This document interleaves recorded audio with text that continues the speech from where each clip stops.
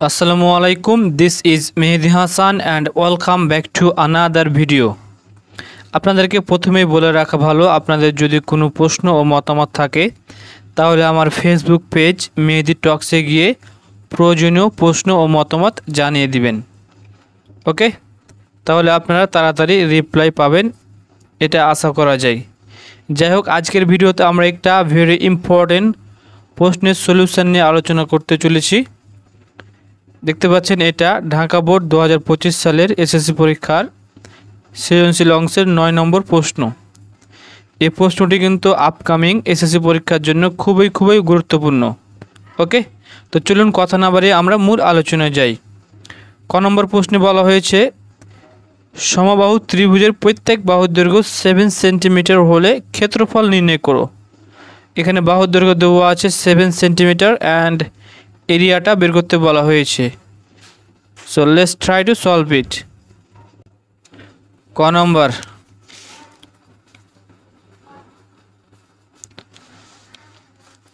দেওয়া আছে, আমরা লিখে নিব। দেওয়া আছে সমবাহু ত্রিভুজের প্রত্যেক বাহুর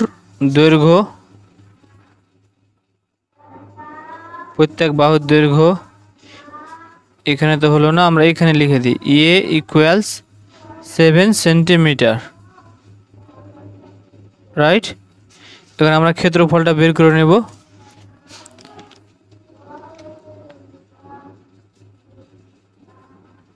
আমরা জানি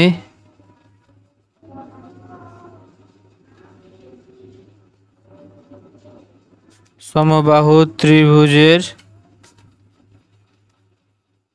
ক্ষেত্রফল, আমরা কি জানি সূত্র, √3/4 a স্কোয়ার বর্গ একক, তাই না? এখন আমরা যেহেতু দেখতে পাচ্ছি বাহুর দৈর্ঘ্য 7 দেওয়া আছে, তাহলে আমরা বের করে নিই। অতএব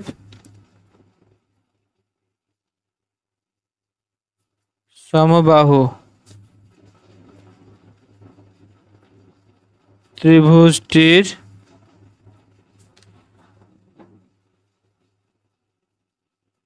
ক্ষেত্রফল √3/4 এর জায়গাতে আমরা কি বসাবো, 7 বসাবো, তাই না? তাহলে হবে 7 এর উপর স্কোয়ার, সাথে কত হবে 49, তাই না? 49। সো এটা আমরা সামনে লিখে নিব। এটা একে আছে মানে উপরে, তাহলে উপরের সাথে গুণ হবে এইভাবে। এটা চাইলে আমরা দশমিকে প্রকাশ করতে পারি ক্যালকুলেটরের সাহায্যে, তাই না? তার জন্য আমরা তুলে নেব। প্রথমে কত আছে, 49√3 সমান চেপে দিই, কয় দ্বারা ভাগ করব, 4 দ্বারা ভাগ, তাই না? 4 দ্বারা ভাগ 4 সমান চেপে দিলাম, কত আছে 21.2176, তাই না? তাহলে আমাদের কত হবে এখানে 21.2, যেহেতু এখানে 7 আছে তার মানে এর সাথে কী করতে হবে, 1 যোগ করতে হবে, তাহলে এখানে 2 হয়ে যাবে, এত বর্গ সেন্টিমিটার। যেহেতু এখানে একটা অমূল্য সংখ্যা আছে, তার মানে আমাদের এখানে প্রায় লেখা লাগবে, তাই না? ওকে, এখন আমরা খ নম্বর প্রশ্নের সলিউশনটা নিয়ে আলোচনা করব। খ নম্বর প্রশ্নে বলা হয়েছে, চিত্র 1 গাঢ় অংশের ক্ষেত্রফল নির্ণয় করো। এটা হচ্ছে চিত্র 1। এখান থেকে আমাদের এই গাঢ় অংশের ক্ষেত্রফলটা বের করতে হবে। দেখতে পাচ্ছেন গাঢ় অংশ। ওকে, আপনারা কিন্তু অবশ্যই আমার চ্যানেল মেহেদি টক্সকে সাবস্ক্রাইব করবেন। আমরা এখন সুন্দরভাবে খ নম্বর প্রশ্নটির সলিউশনটা বের করব। খ নম্বর প্রশ্নের সলিউশনে আমরা কি করব, প্রথমে এই আয়তক্ষেত্রটির ক্ষেত্রফল বের করে নেব, তারপর আমরা এই বৃত্তটির ক্ষেত্রফল বের করে নেব, তারপর এই বৃত্তের ক্ষেত্রফল থেকে আয়তের ক্ষেত্রফল বাদ দেব, তাহলে আমাদের গাঢ় অংশের ক্ষেত্রফলটা বের হয়ে যাবে। তাহলে প্রথমে আমরা আয়তক্ষেত্রের ক্ষেত্রফলটা বের করে নিই।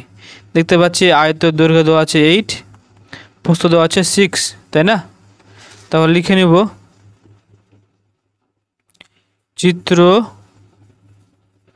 1 হতে আয়তক্ষেত্রটির দৈর্ঘ্য কয় 8, তাই না? দৈর্ঘ্য হচ্ছে 8, তাই না? 8 মিটার।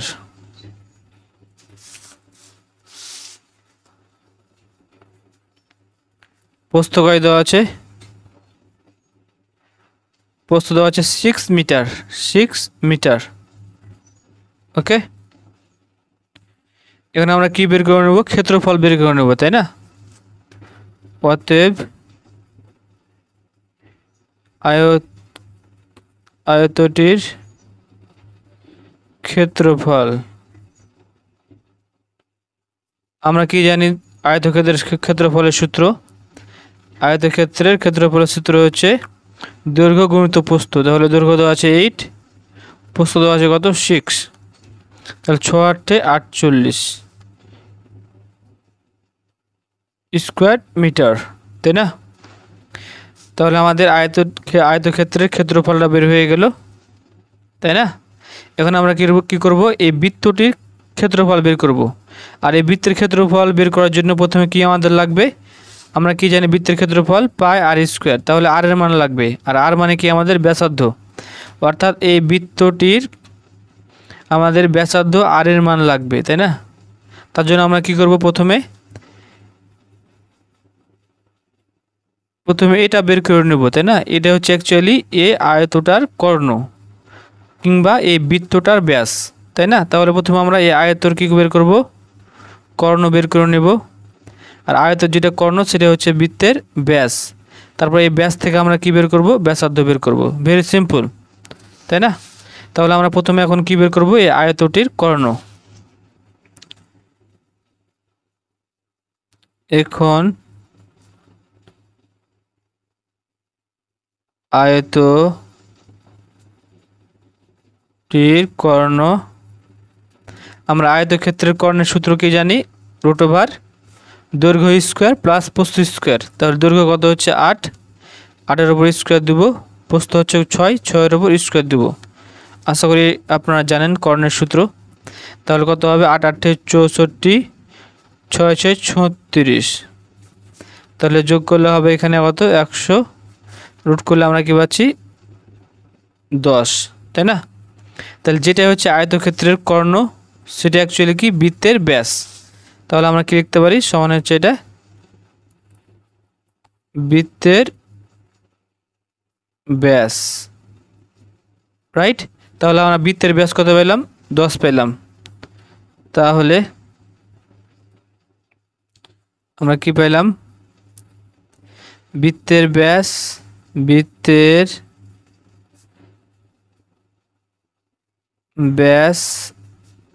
ব্যাসকে আমরা কি দেবো? 2r দেবো, তাই না?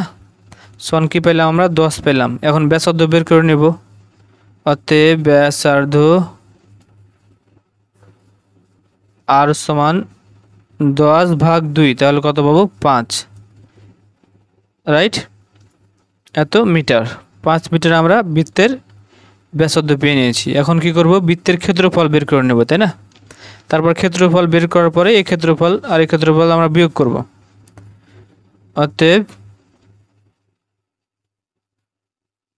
বৃত্তটির ক্ষেত্রফল, আমরা সূত্র কি জানি? বৃত্তের ক্ষেত্রফলের পাই আর স্কোয়ার, তাই না? তাহলে পায়ের মান কত আমাদের এখানে? আমরা এখানে পাই বসিয়ে দিই, আর এর জায়গাতে আমরা কি বসাবো? 5 বসাবো।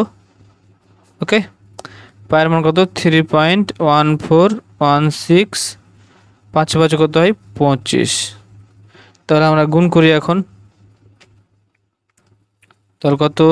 3.1416 গুণিত 25, তাহলে 78.54 রাইট স্কোয়ার মিটার। এখন আমরা কি করব, আমরা জাস্ট এই গাঢ় অংশের ক্ষেত্রফল বের করার জন্য এই বৃত্তের ক্ষেত্রফল থেকে আয়তের ক্ষেত্রফল বাদ দিব, তাহলে আমাদের গাঢ় অংশের ক্ষেত্রফল বের হয়ে যাবে, রাইট।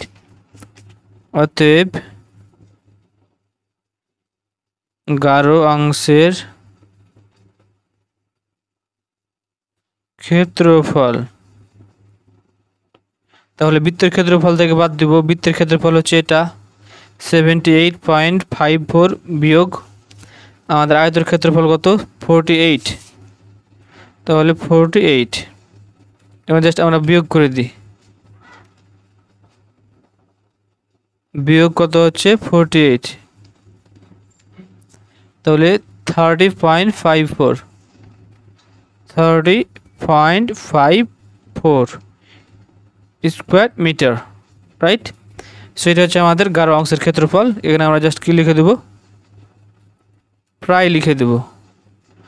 আশা করি বুঝতে পেরেছেন। এখন যদি না বুঝতে পারেন আপনারা অবশ্যই কমেন্ট বক্সে জানিয়ে দিবেন। এখন আমি কি করব, এই গ নম্বর প্রশ্নটির সলিউশনটা নিয়ে আলোচনা করব। এখন আমরা গ নম্বর প্রশ্নটি লক্ষ্য করি। গ নম্বর প্রশ্নে বলা হয়েছে চিত্র 2-এ সিলিন্ডারটির সমগ্র তলের ক্ষেত্রফল নির্ণয় করো। দেখতে পাচ্ছেন এখানে একটা সিলিন্ডার দেওয়া আছে, এটা হচ্ছে সিলিন্ডারের আয়তন। সিলিন্ডারের আয়তন হচ্ছে 2262 কিউবিক সেন্টিমিটার, তাই না? এটা হচ্ছে সিলিন্ডারের আয়তন। তাহলে এখান থেকে আমরা কি পাচ্ছি, সিলিন্ডারের আয়তন, আর এখানে দেখতে পাচ্ছেন সিলিন্ডারের কি দেওয়া আছে, হাইট দেওয়া আছে, মানে এখানে এইচ দেওয়া আছে। ওকে, তাহলে আয়তন দেওয়া আছে 2262 ঘন সেন্টিমিটার, আর উচ্চতা দেওয়া আছে 20 সেন্টিমিটার, তাই না? এখান থেকে আমাদের কি বের করতে বলা হয়েছে, সিলিন্ডারটির সমগ্র তলের ক্ষেত্রফল। আশা করি আপনারা বুঝতে পেরেছেন কী কী দেওয়া আছে। এখন জাস্ট আমরা এই সূত্রগুলো ব্যবহার করব। দেখতে পাচ্ছেন সিলিন্ডার বা বাংলাতে বেলুন, আমাদের এই সূত্রগুলো অবশ্যই জেনে থাকা লাগবে। এটা হচ্ছে সিলিন্ডারের আয়তনের সূত্র, পাই আর স্কোয়ার এইচ। ওকে, আর ব্যাসার্ধ, আর এখানে আমাদের সমগ্র তলের ক্ষেত্রফল এটা। ওকে, এই দুটা সূত্রের সাহায্যে আমরা এখন বাকি কাজগুলো করব। আশা করি সূত্রগুলো আপনাদের মুখস্থে আছে।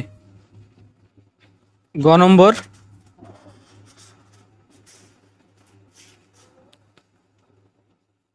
গ, আমাদের যেগুলো দেওয়া আছে সেগুলো আগে লিখে নিই। দেওয়া আছে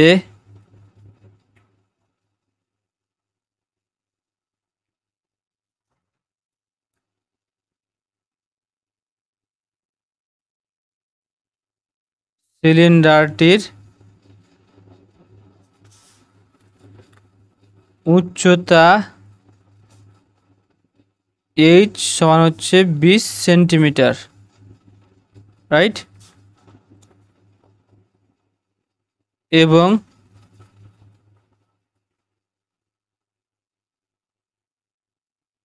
আয়তন 2262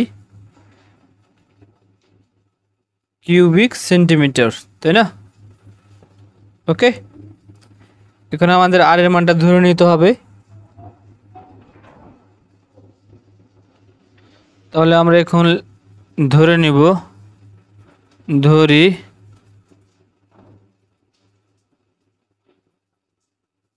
সিলিন্ডারটির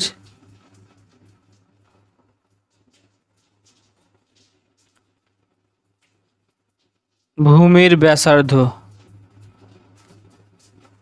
সমান কি ধরবো, আর। ওকে, যেহেতু একক সেন্টিমিটার দেওয়া আছে তাহলে আমরা এখানে সেন্টিমিটার ধরে নিলাম, তাই না? এখন আমরা প্রথমে কি লিখবো, এই আয়তনের সূত্রটা লিখবো। হ্যাঁ, তাহলে আমরা কি জানি, আমরা জানি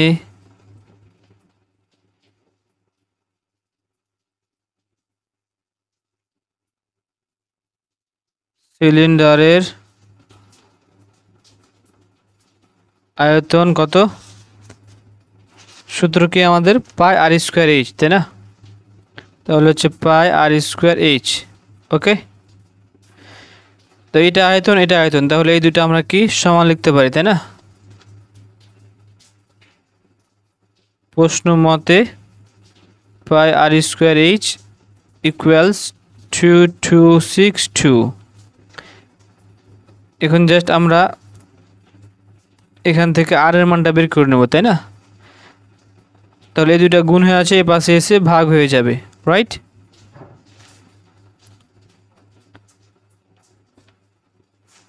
স্কোয়ারটা এই পাশে কি হয়ে যাবে, বর্গমূল হয়ে যাবে, তাই না? তাহলে এটা বসিয়ে দিই। পায়ের মান কত, 3.1416। এইচ এর মান কত, এইচ এর মান হচ্ছে 20, রাইট?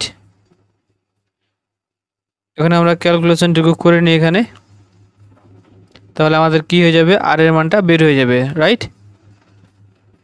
তাহলে উপরে আছে কত, 2262 ভাগ নিচে কত আছে এটা, সো এটা আমরা ভাগ করে দেব, ব্র্যাকেট দিয়ে দিলাম 3.1416 গুণিত 20, তাই না? এখন সমান চেপে দেব, তাহলে আমরা এইটুকুর মান পেলাম এটা, রাইট? এখন এইটুকুকে আমরা কি করব, এই বর্গ করে দেব, বর্গমূল করে দেব, বর্গমূল মানে রুট বের করব, তাই না? সো বর্গমূল বের করার জন্য আমরা জাস্ট এই বর্গমূলটা চেপে দেবো, তারপরে এই অ্যান্সারটা চেপে দেবো, অ্যান্সার। তাহলে আমাদের এরকমভাবে আসলো। এখন জাস্ট সমান চেপে দেবো, সমান চেপলে দেখতে পাচ্ছেন 6.6.000 চারটে শূন্য, এতগুলো শূন্য আছে। সো আমরা জাস্ট এখানে 6 লিখবো, হ্যাঁ 6 লিখে দেবো, এবং শেষে আমরা অ্যান্সারে প্রায় লিখে দেবো, 6 সেন্টিমিটার লিখে দিলাম। ওকে,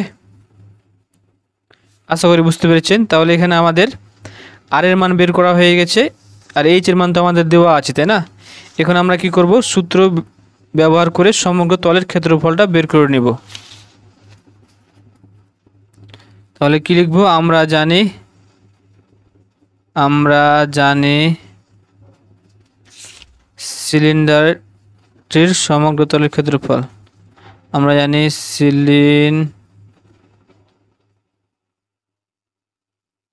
সিলিন্ডারের সমগ্র তলের ক্ষেত্রফল। আপনারা কিন্তু সূত্রগুলো অবশ্যই মুখস্থ করবেন, হ্যাঁ? সূত্রটা কি হচ্ছে, 2πr × r + h। ওকে, এটা হচ্ছে সূত্র। অতএব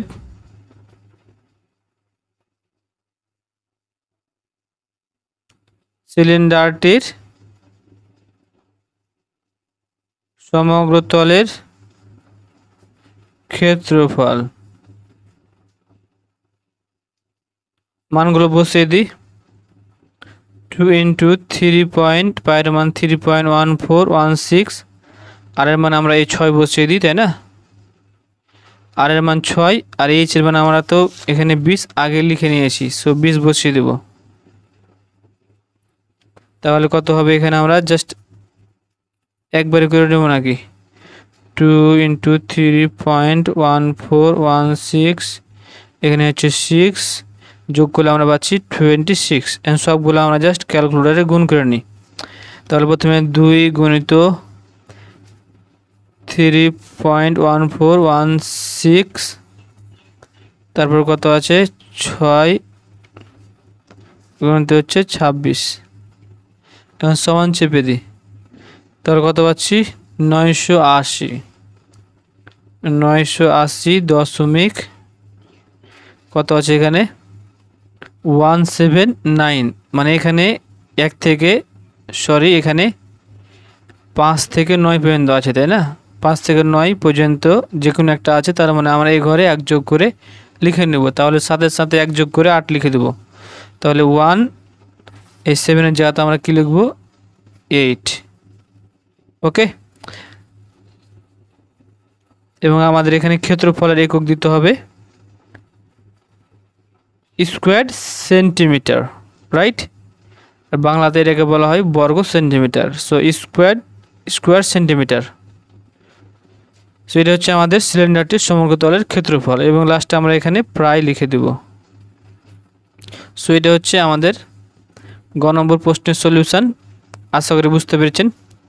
এখনও যারা বুঝতে পারেননি তারা অবশ্যই কমেন্ট বক্সে জানিয়ে দিবেন, আমি আবার ইন ডিটেলসে বোঝানোর চেষ্টা করব। সো সেই পর্যন্ত ভালো থাকবেন, সুস্থ থাকবেন। আল্লাহ হাফেজ।